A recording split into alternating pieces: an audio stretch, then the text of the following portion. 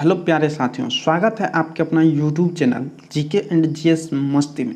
तो दोस्तों, आज के इस वीडियो में हम बात करने वाले हैं जो भी स्टूडेंट 2023 में बिहार बोर्ड मैट्रिक का एग्ज़ाम देने वाले हैं, तो दोस्तों उनके तैयारी को बेहतर से बेहतर बनाने के लिए आपको प्रत्येक दिन सुबह 7 बजे जो है प्रत्येक चैप्टर वाइज का ऑब्जेक्टिव कराया जाता है। तो आप चाहते हैं कि आपका अगर भी सपना है ना इस बार 450 प्लस करने का, तो आपको इस ऑब्जेक्टिव सेशन से जुड़ना होगा। देखिए दोस्तों, अगर आप अभी से अगर ऑब्जेक्टिव को तैयार करते हैं ना, तो आपके एग्ज़ाम में बेहतर से बेहतर मार्क आने वाले हैं।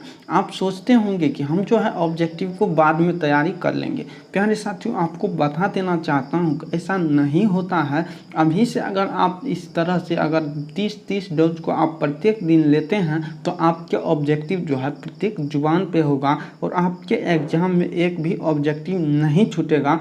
और अगर आपकी सपना भी वो पूरा होगा कि 450 प्लस करने का, तो आज से ही जुड़िए इस यूट्यूब चैनल से और अपने ऑब्जेक्टिव को बेहतर से बेहतर कीजिए। यहाँ पर आपको प्रत्येक दिन जो है चैप्टर वाइज, हर एक चैप्टर वाइज ऑब्जेक्टिव हम कराते हैं। तो आप लोग इस ऑब्जेक्टिव सेशन से जुड़िए, अपनी तैयारी को मजबूत कीजिए। तो आज के इस वीडियो में हम बात करेंगे बायोलॉजी का दूसरा चैप्टर है नियंत्रण एवं समन्वय। इससे बनने वाले ऑब्जेक्टिव को आपको बताएंगे। इससे पहले का ऑब्जेक्ट चैप्टर के बारे में बता चुके हैं। अगर आप नहीं देखे हैं तो इस वीडियो की डिस्क्रिप्शन में पूरा लिंक मिल जाएगा, वहां से आप जरूर देखिएगा। इसका अगर आप PDF चाहते हैं तो वो टेलीग्राम चैनल पर भी आपको PDF मिल जाएगा, वो भी फ्री में। तो चलिए क्लास को शुरू करते हैं और देखिए आप जो है नियंत्रण एवं समन्वय से बनने वाले क्वेश्चन को आप देखेंगे। तो देखिए आपके सामने पहला क्वेश्चन है और देखिए जो भी आप क्वेश्चन हम बताएंगे तो आपके बोर्ड एग्जाम में 100% पूछे जाने की पूरी उम्मीद है। और जो है ये जो है वो भी क्वेश्चन बताएंगे जो आपके बोर्ड एग्जाम में पूछा भी गया है। तो देखिए मस्तिष्क का पूछा गया है कि मस्तिष्क का कौन सा भाग जो है शरीर की स्थिति और संतुलन का अनुरक्षण करता है। और ये प्रश्न 2018 में पूछा गया है कि मस्तिष्क का कौन सा भाग शरीर की स्थिति तथा संतुलन का अनुरक्षण करता है। तो इसका आंसर आप लोग को बताना है। तो प्यारे साथी, इसके लिए जो आपको बता दें कि इसका सही आंसर जो है ऑप्शन नंबर जो है हो जाएगा सी, या कहा जाए अनुमस्तिष्क जो है इसका राइट आंसर होने वाला है। इसको आप लोग को ध्यान में रखना है। आइए नेक्स्ट प्रश्न देखिए आपके सामने है। पूछा गया है कि दो तंत्रिकाओं कोशिकाओं के मध्य खाली स्थान जो रहता है उसे क्या कहते हैं। तंत्रिका कोशिका जिसे न्यूरॉन कहते हैं, इस तरह से रहता है। इसका फिगर पूरा हम अभी नहीं बनाते हैं। इस तरह से देखिए यहाँ रहता है, फिर इसी तरह जो रहता है यहाँ पर कुछ खाली स्थान रहता है, जहाँ जहाँ जुड़ता है वो खाली स्थान रहता है। तो इन खाली स्थान को पूछा गया है कि क्या कहा जाता है। तो इन खाली स्थान जो ये रहता है खाली स्थान, इसको हम क्या कहते हैं, सिनेप्स कहते हैं। तो इसको आप लोग को ध्यान में रखिएगा। इसका सही आंसर ऑप्शन नंबर बी हो जाएगा, सिनेप्स। कि दो तंत्रिका कोशिका के मध्य खाली स्थान जो रहता है उसे सिनेप्स कहते हैं। तो इसको ध्यान में रखिएगा। आइए नेक्स्ट प्रश्न देखिए आपके सामने है कि पोन्स मेडुला और जो है अनुमस्तिष्क किसका हिस्सा है। ऑप्शन देख लीजिए, अग्र मस्तिष्क का, मध्य मस्तिष्क का, पश्चिम मस्तिष्क का और पूर्व मस्तिष्क का। तो पोन्स मेडुला और जो है अनुमस्तिष्क जो है ये किसका भाग है, मध्य मस्तिष्क का भाग है। तो इसको आप लोग को ध्यान में रखिएगा, ये मस्तिष्क का ही हिस्सा है, पोन्स मेडुला एवं अनुमस्तिष्क। तो इसको आप लोग को ध्यान में रखना है। आइए नेक्स्ट प्रश्न देखिए आपके सामने है और नेक्स्ट प्रश्न देखिए प्रश्न नंबर 6 है। पूछा गया है कि इंसुलिन जो है, पूछा गया प्रश्न है कि इंसुलिन की कमी के कारण कौन सा रोग होता है। ऑप्शन में नहीं है, देख सकते हैं, घेंघा रोग। घेंघा रोग की बात करें तो ये जो है आयोडीन की कमी से होती है। अगर इंसुलिन की बात करें तो इंसुलिन जो है इंसुलिन की कमी से कौन सा रोग होता है, मधुमेह रोग होता है। कौन सा रोग होता है, मधुमेह रोग होता है। उसको आप लोग को ध्यान में रखिएगा, ऑप्शन में नहीं दिया गया है। तो चलिए आइए नेक्स्ट प्रश्न पे देखते हैं और नेक्स्ट प्रश्न आपके सामने है कि निम्नलिखित में से कौन सा एक अनैच्छिक क्रिया है। अनैच्छिक क्रिया नहीं है, अर्थात ऐच्छिक क्रिया है। ऐच्छिक क्रिया और अनैच्छिक क्रिया से क्या तात्पर्य है। ऐच्छिक क्रिया वैसी क्रिया होती है जिसे आप जो है अपने अनुसार जो है नियंत्रित कर सकते हैं, उसे हम ऐच्छिक क्रिया कहते हैं। अगर हम बात करें अनैच्छिक क्रिया तो वैसी क्रिया जिसे हम अपने अनुसार नियंत्रित नहीं कर पाते हैं, तो उसे अनैच्छिक क्रिया कहते हैं। तो पूछा गया है कि अनैच्छिक क्रिया नहीं अर्थात ऐच्छिक क्रिया है, तो अर्थात हम जो है उसको नियंत्रित कर सकते हैं। आप अगर कोई चीज़ खाते हैं, भात, तो भात जैसे यानी चावल खाते हैं तो आपके मुंह में जैसे पत्थर फंस गया तो रोक लेते हैं, तो कहने का मतलब जो है ये चबाना क्या है, चबाना एक ऐच्छिक क्रिया है अर्थात अनैच्छिक क्रिया नहीं है। तो इसका सही आंसर ऑप्शन नंबर बी हो जाएगा, इसको आप लोग को ध्यान में रखना है। आइए नेक्स्ट प्रश्न देखिए आपके सामने है, क्लोरोफिल वर्णक का रंग कैसा होता है, और ये 2015 एवं 17 दो बार पूछा गया है। अब की बार भी इसका 100% पूछे जाने की पूरी संभावना है। तो देखिए क्लोरोफिल का रंग जो होता है वो हरा रंग होता है। तो इसका answer option number A right answer हो जाएगा, इसको आप लोग को ध्यान में रखना है। आइए नेक्स्ट प्रश्न देखिए आपके सामने है, पूछा गया है कि ग्वाइटर अथवा घेंघा रोग जो है किसके कारण यानी कि कमी से होता है। तो ऑप्शन ए देख लीजिए, चीनी है, आयोडीन है, रक्त की कमी के कारण, और जो है मोटापा की कमी के कारण। तो ग्वाइटर एवं घेंघा रोग जो होता है वो किसके कारण होता है, आयोडीन के कारण, इससे पहले भी बता चुके हैं। तो इसका सही आंसर ऑप्शन नंबर बी को आप लोग याद रखिएगा, मोस्ट इंपॉर्टेंट ऑब्जेक्टिव है आपके बोर्ड एग्जाम के लिए। तो आइए नेक्स्ट प्रश्न पे चलते हैं, और नेक्स्ट प्रश्न देखिए आपके सामने है कि फूल में जो है नर जनन अंग कौन सा है। तो फूल का नर जनन अंग कौन सा होता है, पुंकेसर। और इस नर जो है मादा जनन अंग की बात करें तो वो क्या होता है, पुंकेसर जो है एक होता है जायांग, तो वो होता है क्या, पुंकेसर एवं जायांग जो होता है वो जायांग क्या होता है, मादा जनन, और नर जनन की बात करें तो वो जो है पुंकेसर होता है। तो इसका सही आंसर ऑप्शन नंबर ए हो जाएगा, जिसको आप लोग को ध्यान में रखना है। आइए नेक्स्ट प्रश्न देखिए आपके सामने है, प्रश्न पूछा गया है कवक में जो है पोषण कौन सी विधि के द्वारा होता है। तो सीधी सी बात है कि कवक में जो है पोषण कौन सी विधि द्वारा होता है, मृतजीवी पोषण, मृतजीवी होता है। और कवक जो है अपना भोजन किस रूप में प्राप्त करता है, कूटपाद के द्वारा भोजन प्राप्त करता है। अगर हम बात करें हरे पौधे में जो है वो किस रूप में होता है, स्वपोषी पोषण होता है हरे पौधे में, ये भी आप लोग को ध्यान में रखना है। जिसका सही आंसर ऑप्शन नंबर जो है बी हो जाएगा, मृतजीवी पोषण जो है कवक में होता है। आइए नेक्स्ट प्रश्न देखिए आपके सामने है कि मानव में जो है डायलिसिस थैली है, मानव में बताना है कि डायलिसिस थैली क्या है। तो डायलिसिस थैली क्या है, नेफ्रॉन या गुर्दा। तो नेफ्रॉन जो है क्या है, एक डायलिसिस थैली है। ये डायलिसिस से तात्पर्य है कि जो खून को ऊपर नीचे करता है वही डायलिसिस रहा। तो इसका सही आंसर ऑप्शन नंबर ए हो जाएगा, इसको आप लोग को ध्यान में रखना। आइए नेक्स्ट प्रश्न देखिए आपके सामने है, प्रश्न पूछा गया है कि डेंगू उत्पन्न करने वाले मच्छर जो है किस तरह के जल में उत्पन्न होता है। और ये प्रश्न 2011 और 2011 के ए और सी दोनों शिफ्ट में पूछा गया है कि पूछा गया है डेंगू उत्पन्न करने वाले मच्छर जो है किस तरह के जल में उत्पन्न होता है। तो वो शुद्ध जल में उत्पन्न होता है, इसको आप लोग को ध्यान में रखना है, मोस्ट इंपोर्टेंट ऑब्जेक्टिव है। आइए नेक्स्ट प्रश्न देखिए कि रक्त में जो है आयरन किसकी कमी के कारण होता है। तो रक्त में आयरन की कमी के कारण कौन सी बीमारी होती है, एनीमिया रोग होता है। तो इसका सही आंसर ऑप्शन नंबर सी हो जाएगा कि रक्त में जो है आयरन की कमी के कारण कौन सी बीमारी होती है, एनीमिया होता है। तो इसको आप लोग को ध्यान में रखना है। आइए नेक्स्ट प्रश्न पे देखिए, प्रश्न पूछा गया है कि कौन सी ग्रंथि अंतःस्रावी एवं बाह्यस्रावी दोनों है। अगर हम बात करें तो यकृत, यकृत कैसी ग्रंथि है, अंतःस्रावी ग्रंथि है, और ये जो है मानव शरीर की सबसे बड़ी ग्रंथि है। और कहा जाए तो इसको मानव शरीर की सबसे बड़ी अंतःस्रावी ग्रंथि अगर पूछेगा तो ये भी यकृत है। तो इसका आंसर यकृत नहीं होगा, अंतःस्रावी एवं बाह्यस्रावी पूछा गया है। तो अगर बात करें मानव शरीर की सबसे बड़ी अंतःस्रावी एवं बाह्यस्रावी ग्रंथि की, तो वो कौन सा है, अग्नाशय है। तो इसका सही आंसर क्या हो जाएगा, ऑप्शन नंबर डी जो है इसका राइट आंसर होने वाला है, अग्नाशय। तो इसको आप लोग को ध्यान में रखना है, और इसको भी ध्यान में रखना है कि मानव शरीर की सबसे बड़ी अंतःस्रावी ग्रंथि वो यकृत है। आइए नेक्स्ट प्रश्न देखिए आपके सामने है कि सबसे छोटी अंतःस्रावी ग्रंथि कौन सी है। तो सबसे छोटी वो यकृत क्या था, सबसे बड़ी अंतःस्रावी था। और अगर हम बात करें सबसे छोटी अंतःस्रावी ग्रंथि की, तो वो कौन सी ग्रंथि है, प्यूटरी ग्रंथि है। तो इसको आप लोग को ध्यान में रखना है कि प्यूटरी जो है सबसे छोटी अंतःस्रावी ग्रंथि है। इसे मास्टर ग्रंथि के नाम से भी जाना जाता है। पीयूष ग्रंथि को पूछेगा किस नाम से जाना जाता है, तो पीयूष ग्रंथि को मास्टर ग्रंथि के नाम से जाना जाता है, इसको आप लोग को ध्यान में रखना है। आइए नेक्स्ट प्रश्न देखिए आपके सामने है कि पौधे में समन्वय होता है। तो पौधे में समन्वय किस विधि के द्वारा होता है। तो ऑप्शन ए देख लिए, रासायनिक विधि है, तंत्रिका तंत्र विधि द्वारा होता है, कोशिकांग द्वारा, और इनमें से कोई नहीं। तो इसका सही आंसर बताना है कि इसका सही आंसर क्या हो जाएगा। तो देखिए प्यारे साथियों, पौधे में जो होता है समन्वय किस विधि के द्वारा होता है? रासायनिक विधि के द्वारा होता है। तो इसका सही आंसर ऑप्शन नंबर जो है ए हो जाएगा, रासायनिक विधि के द्वारा। इसको आप लोग को ध्यान में रखना है। आइए नेक्स्ट प्रश्न देखिए, और मोस्ट इम्पोर्टेंट ऑब्जेक्टिव है कि जैविक क्रियाओं के बीच समुचित समायोजन हेतु तंत्रों का एक साझा कार्य करना क्या कहलाता है?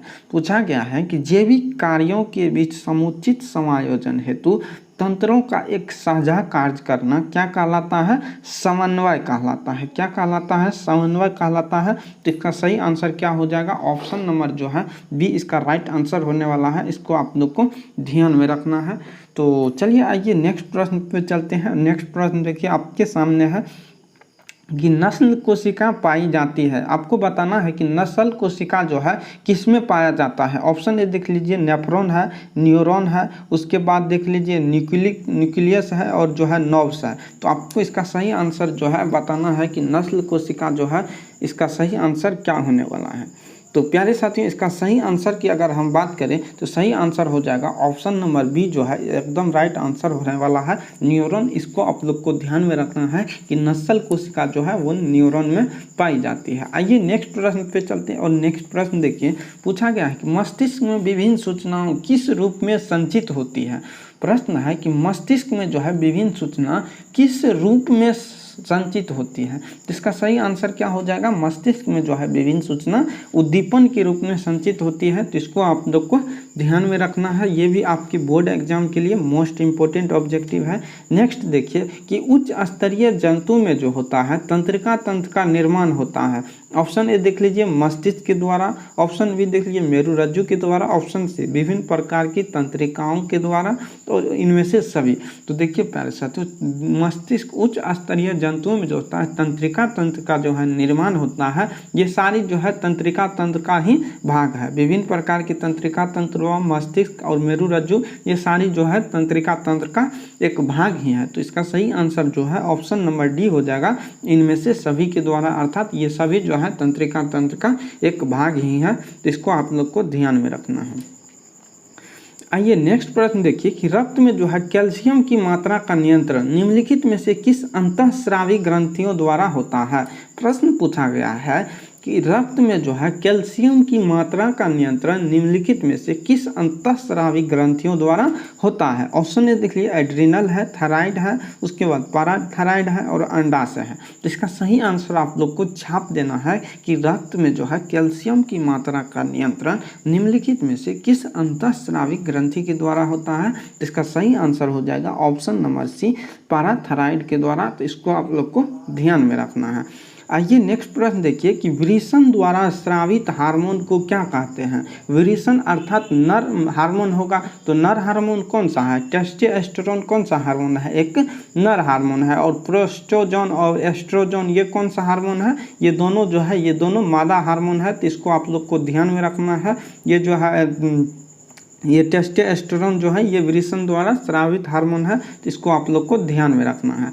आइए नेक्स्ट प्रश्न देखिए पूछा निम्नलिखित में से फाइटोहोर्मोन्स जो है इनमें से किससे फल पकाने वाला हार्मोन कहा जाता है। तो आपको सीधी सी बताना है कि फल पकाने वाले हार्मोन किसे कहा जाता है। तो इथिलीन को जो है इसे फल पकाने वाले हार्मोन के नाम से जाना जाता है। और अब्सिसिक एसिड की अगर हम बात करें तो पौधे में जो होता है कुल 5 प्रकार के मुख्य हार्मोन होते हैं, जिसमें जो है ऑक्सिन है, साइटोसिन है, इथिलीन है, अब्सिसिक एसिड है, एक जो है आपको जो है हो जाएगा जिब्रेलिन। ये 5 हार्मोन जो है तो हम मुख्य रूप से होता है। ये किसी न किसी ऑक्सिन की अगर बात करें ये जो है पौधे में कुछ किसी न किसी तरीके से वृद्धि करता है। साइटोकिनिन ये वृद्धि करता है। अब्सिसिक एसिड की बात करें और ऑक्सिन की बात करें तो ये पौधे में जो है वृद्धि को रोकने की प्रयास करता है। तो इसका आंसर हो जाएगा कि फल पकाने वाले हार्मोन। तो इथिलीन का काम क्या है? पौधे में जो है इसको फल पकाना है। और अब्सिसिक एसिड का काम क्या है